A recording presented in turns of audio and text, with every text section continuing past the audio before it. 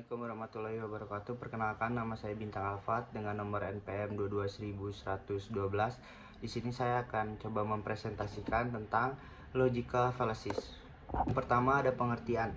Kesalahan logika atau yang sering disebut sebagai logical fallacy merupakan cacat atau sesat penalaran yang tidak hanya sering digunakan oleh orang-orang yang kemampuan penalarannya terbatas, tetapi juga sering digunakan oleh orang-orang tertentu termasuk media untuk mempengaruhi orang lain.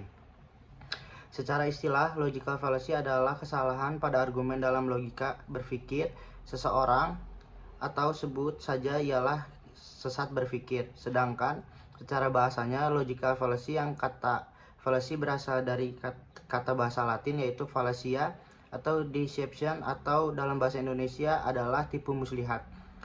Logical fallacy atau sesat logika adalah merupakan bagian dari studi logika dan filsafat ilmu. Dalam kajian studi logika dan filsafat ilmu, logical fallacy adalah merupakan cara berpikir yang salah, sesat berpikir, cara berpikir yang salah yang menimbulkan aksi salah dalam merespon. Sehingga apabila menggunakan logical fallacy, maka akan mendapatkan respon yang tidak sesuai harapan. Selanjutnya ada klasifikasi. Yang pertama ada sesat logika formal. Adalah kesesatan yang dilakukan karena bentuk formal penalaran yang tidak tepat atau tidak sahih. Kesesatan ini terjadi karena pelanggaran terhadap prinsip-prinsip logika mengenai term dan proposisi dalam suatu argumen. Yang kedua ada material. Material adalah kesesatan yang terutama menyangkut isi materi penalaran. Sesat logika ini dapat terjadi karena faktor bahasa yang menyebabkan kekeliruan dalam menarik kesimpulan. Sesat logika atau logical fallacy material juga dapat terjadi karena memang tidak adanya hubungan logis atau relevansi antara premis dan kesimpulannya. Selanjutnya ada contoh dan jenis. Yang pertama ada ad hominem, berasal dari bahasa Latin ad hominemis, yang kurang lebih berarti melawan personalnya. Ini mungkin menjadi jenis kesalahan logika yang paling sering ditemukan di sekitar kita. Kesalahan logika dalam ad hominem terlihat dari bagaimana kritik yang disampaikan juga mengaitkannya dengan karakter, latar belakang, fisik, dan sebagainya dari seseorang yang sebenarnya tidak relevan. Ad hominem bukan cuma menjadi sebatas penghinaan, karena pada akhirnya hinaan tersebut dijadikan sebagai bukti pendukung dari kesimpulan yang salah. Contohnya adalah seseorang memakai ganja, maka karya-karyanya juga ngawur. Yang kedua ada tipe kedua dari argumen ad hominem. Berbeda dari tipe yang ke-1, tipe yang kedua menitik beratkan pada perhubungan antara keyakinan seseorang dan lingkungan hidupnya. Pada umumnya, ad hominem tipe 2 menunjukkan pola pikir yang diarahkan pada pengutamaan kepentingan pribadi. Sebagai contoh, suka tidak suka, kepentingan kelompok bukan kelompok, dan hal-hal yang berkaitan dengan syarat. Contohnya, dosen yang tidak meluluskan mahasiswanya karena mahasiswanya berasal dari suku yang ia tidak suka dan sering protes di kelas. Selanjutnya ada argumentum ad populum. Adalah argumen yang menilai bahwa suatu pernyataan adalah benar karena diamini oleh banyak orang. Tipe ini merupakan kesesatan berpikir yang muncul dari kesimpulan yang mengacu pada pandangan populer atau standar yang diciptakan masyarakat. Contohnya, mana mungkin agama yang saya anut salah. Lihat saja jumlah penganutnya paling banyak di muka bumi. Yang kedua ada appeal to authority. Adalah sesat pikir ketika nilai penalaran ditentukan oleh keahlian atau kewibawaan yang mengemukakannya. Jadi suatu gagasan diterima sebagai gagasan yang benar hanya karena gagasan tersebut dikemukakan oleh seorang yang sudah terkenal karena keahliannya.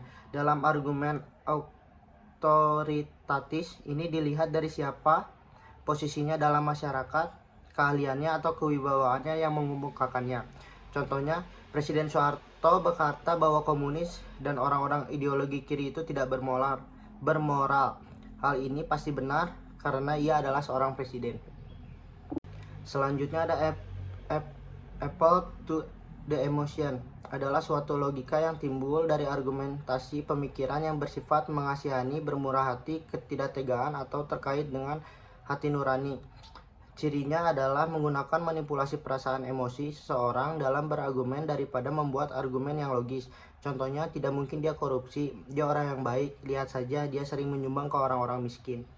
Selanjutnya ada argumentum ad ignorantiam, adalah sesat logika yang terjadi ketika suatu argumen yang dinyatakan benar karena tidak terbukti salah. Ketika ada orang yang membenarkan suatu karena belum terbukti kebenarannya, maka ia telah melakukan cacat logika ini. Contohnya, seorang guru bertanya di depan kelas, ada yang ingin bertanya, karena tidak ada yang menjawab, akhirnya ia berkesimpulan bahwa saya anggap kalian mengerti semuanya. Selanjutnya adalah logika fallacies yang diperbolehkan di dalam penalaran hukum. Yang pertama ada argumentum ad ignorantium. Model ini menyatakan sebagai sesat pikir jika suatu proposisi dianggap benar karena tidak terbukti salah atau sebaliknya. Suatu proposisi salah karena tidak terbukti benar, ternyata model ini dianggap sahih dalam penalaran hukum jika dibolehkan oleh hukum acara. Yang kedua ada argumentum ad verecundiam. Model ini menyatakan sebagai sesat pikir jika menolak atau menerima argumentasi karena keahlian, kewibawaan, atau otoritas sosok yang menyampaikannya, bukan karena nilai kebenarannya. Namun, dalam bidang hukum menjadi tidak berlaku mutlak jika ada kaidah hukum positif justru mengakuinya. Misalnya, putusan yang sudah menjadi jurisprudensi otomatis dianggap benar sebagai rujukan karena otoritasnya sebagai produk putusan pengadilan yang diikuti secara terus-menerus. Nilai kebenarannya sudah tidak dipersoalkan untuk menjadi acuan. Selanjutnya ada argumentum ad hominem. Model ini menyatakan sebagai sesat pikir jika menolak atau menerima argumentasi karena keadaan terkait sosok yang menyampaikannya. Alih-alih nilai kebenarannya, model ini justru sahih dalam bidang hukum dengan contoh menolak isi kesaksian karena keadaan saksi yang tidak mengetahui secara pasti kejadian yang sebenarnya. Isi kesaksian tidak akan dipertimbangkan hakim karena keadaan saksi yang tidak meyakinkan. Yang keempat, ada argumentum ad misericordiam. Model ini menyatakan sebagai sesat pikir jika menolak atau menerima argumentasi atas dasar rasa kasihan. Namun, model ini diterima sebagai hal yang sahih dalam hukum sebagai upaya meminta keringanan hukuman. Tetapi model ini juga diakui kesesatan berpikir jika digunakan untuk pembuktian diri tidak bersalah. Dan yang terakhir ada argumentum ad baculum. Model ini menyatakan sebagai sesat pikir jika menolak atau menerima argumentasi karena takut ancaman. Model ini justru dianggap sahih bila digunakan untuk sosialisasi ketentuan hukum. Misalnya, berbagai ancaman denda yang dipasang dalam papan informasi pelanggaran hukum memang untuk diterima warga negara. Sekian presentasi dari saya. Mohon maaf bila ada kekurangan. Assalamualaikum warahmatullahi wabarakatuh.